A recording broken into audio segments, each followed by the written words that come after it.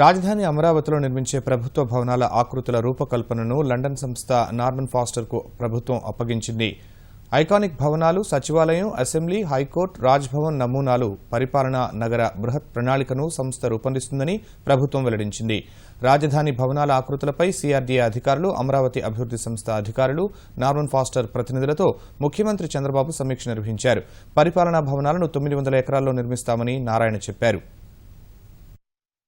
Building, high court building, తర్వాత 900 ఎకరాలకు సంబంధించి టోటల్గా మాస్టర్ ప్లాన్, అంటే ఎక్కడ సెక్రటరియట్ రావాలి, ఎక్కడ రాజ్భవన్ రావాలి, ఇవన్నీ కూడా ఒక మాస్టర్ ప్లాన్గా పూర్తిగా చేయటం వాళ్ళ బాధ్యత. అంటే 2018కి ఎటువంటి పరిస్థితుల్లో కూడా మనం 900 ఎకరాల్లో గవర్నమెంట్ కాంప్లెక్స్ కట్టడానికి నిర్ణయించాం. ఆ విధంగా ప్లాన్ చేసాం.